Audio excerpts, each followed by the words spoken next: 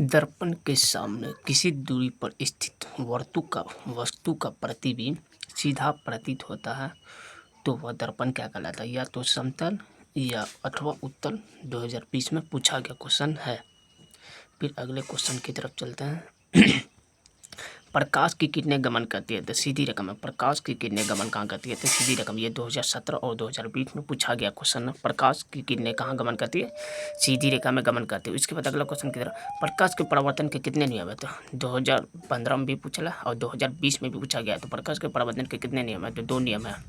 उसके बाद है परावर्तन के नियम से निर्धारित होता है। तो परावर्तन के नियम से निर्धारित होता है आपतन कोण परावर्तन कोण के बराबर होते हैं।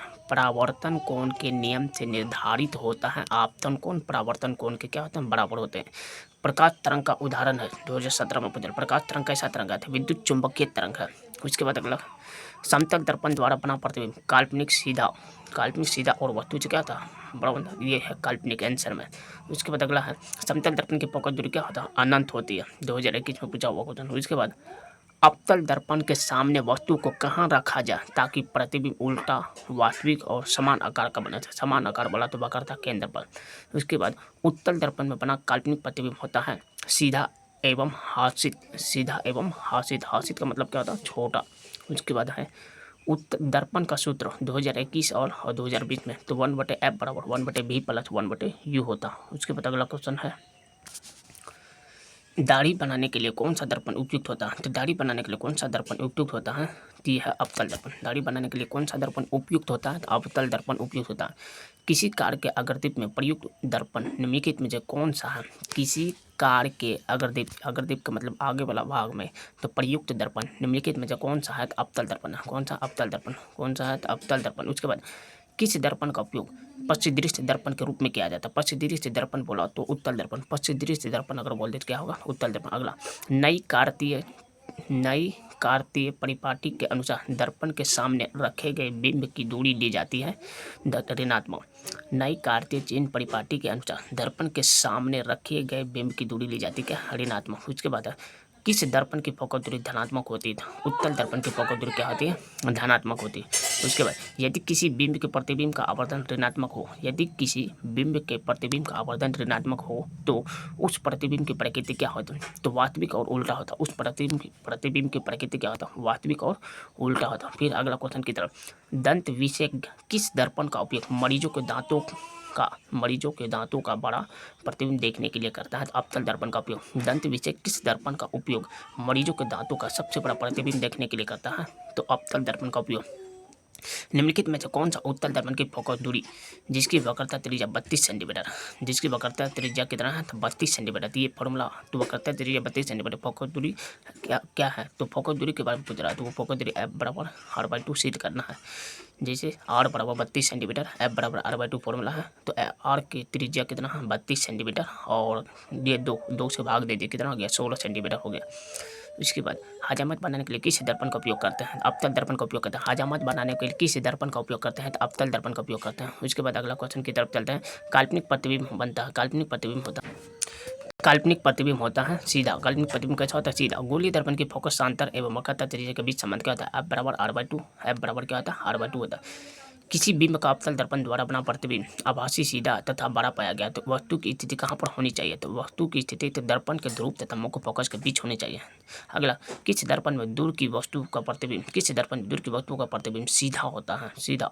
तो या तो समतल या अथवा उत्तल होता है। किस दर्पण में दूर की वस्तुओं का प्रतिबिंब सीधा होता है? तो या तो समतल या अथवा उत्तल होता है। उसके बाद अवतल दर्पण की फोकस दूरी क्या होती है? ऋणात्मक होती है। अवतल दर्पण की फोकस दूरी क्या होती है? ऋणात्मक होती है। उसके बाद किस दर्पण से हमेशा वस्तु से छोटा प्रतिबिंब प्राप्त होता है? उत्तल दर्पण। किस दर्पण से हमें वस्तु से छोटा प्रतिबिंब प्राप्त होता है? उत्तल दर्पण।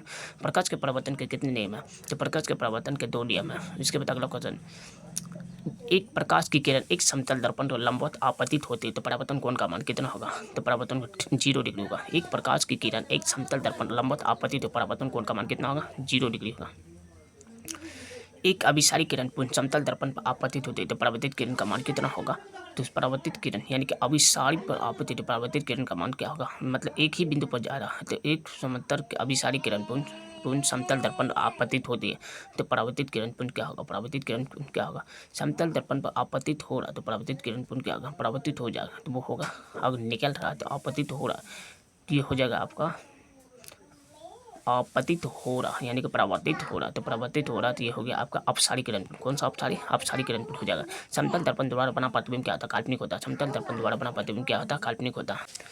किस समतल दर्पण द्वारा आवर्धन होता है, किस समतल दर्पण द्वारा आवर्धन होता है, तो +1। किस समतल दर्पण द्वारा आवर्धन होता है, तो +1 होता है। उसके बाद है फोकस दूरी 20 सेंटीमीटर, अवतल दर्पण की वक्रता त्रिज्या क्या होगी, तो फोकस दूरी F = 2F, तो 20 × 2 करो, तो R बराबर निकालना, तो कोई वक्रता त्रिज्या निकालना है, तो 20 × 2 20 × 40 हो गया। उसके बाद अगले क्वेश्चन की तरफ चलना। आँख नाक गला के चिकित्सा का उपयोग में किसका उपयोग करते हैं, तो अवतल दर्पण का उपयोग करते हैं याद। उसके बाद उत्तल दर्पण में आवर्धन का महत्तम मान कितना होता है, 1/2 होता है। उत्तल दर्पण में आवर्धन महत्तम का मान कितना होता है, 1/2 होता है। उसके बाद हजामत बनाने के लिए किस दर्पण का उपयोग करते हैं, तो अवतल दर्पण का उपयोग करते हैं। हजामत बनाने में किस दर्पण का उपयोग करते हैं, तो अवतल दर्पण का उपयोग करते हैं। उसके बाद किसी वस्तु का अवतल दर्पण द्वारा बना प्रतिबिंब आभासी, सीधा तथा वस्तु से बड़ा पाया गया, तो वस्तु की स्थिति कहाँ होनी चाहिए, तो वस्तु की स्थिति कहाँ होनी चाहिए, तो दर्पण के ध्रुव तथा मुख्य फोकस के बीच होना चाहिए। दर्पण के ध्रुव तथा मुख्य फोकस के बीच होना चाहिए। उसके बाद अवतल लेंस द्वारा प्राप्त प्रतिबिंब क्या होता है, इनमें से सभी होगा, छोटा, सीधा, आभासी, अवतल लेंस द्वारा। उसके बाद यदि किसी बिंब का प्रतिबिंब का आवर्धन ऋणात्मक है, यदि किसी बिंब का प्रतिबिंब का आवर्धन ऋणात्मक है, तो प्रतिबिंब की प्रकृति क्या होता है, तो वास्तविक और उल्टा होता है। प्रतिबिंब की प्रकृति क्या होता है, वास्तविक और उल्टा होता है प्रतिबिंब। उसके बाद यदि अवतल दर्पण का निचला आधा भाग, यदि अवतल दर्पण का निचला आधा भाग टूट जाए, तो प्रतिबिंब कैसा होगा, कम तीव्र बनेगा। प्रतिबिंब कैसा होगा, तो कम तीव्र बनेगा। उसके बाद फोकस दूरी 10 सेंटीमीटर के अवतल, यदि वस्तु दूरी का मान दर्पण द्वारा उत्पन्न आवर्धन धनात्मक है, तो 10 सेंटीमीटर से कम होगा। उसके बाद फोकस से ध्रुव की ओर आने पर अवतल दर्पण में आवर्धन का मान कितना होगा, बढ़ता है। फोकस से ध्रुव की ओर आने पर अवतल दर्पण में आवर्धन का मान क्या होता है, बढ़ जाता है। क्या होता है, बढ़ जाता है। फोकस से दूर अवतल दर्पण का आवर्धन का मान क्या होता है, बढ़ जाता है। एक अवतल दर्पण के प्रधान अक्ष के चलती चींटी का प्रतिबिंब सीधा है तथा बढ़ता जा रहा है, तो चींटी की गति क्या होगा, तो फोकस से ध्रुव की ओर होगा।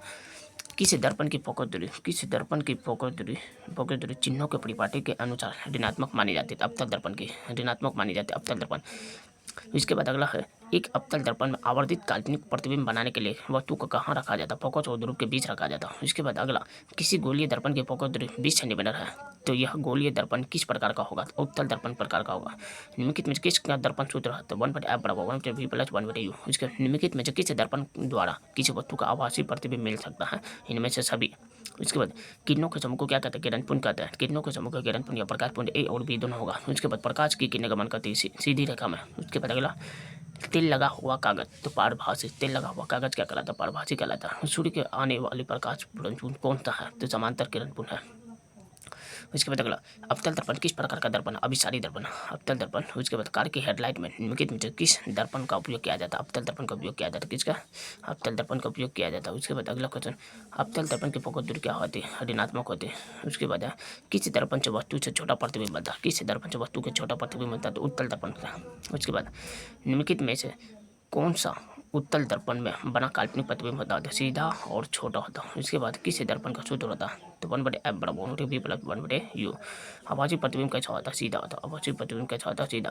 निम्नलिखित में से किस दर्पण की फोकस दूरी ऋणात्मक होती है, किस दर्पण की फोकस दूरी, उत्तल दर्पण। किस दर्पण की फोकस दूरी ऋणात्मक होती है, उत्तल दर्पण की। उसके निम्नलिखित में से कौन सा उत्तल दर्पण की फोकस दूरी जिसकी फोकस दूरी 32 सेंटीमीटर, तो 16 सेंटीमीटर, कितना है, तो 16 सेंटीमीटर।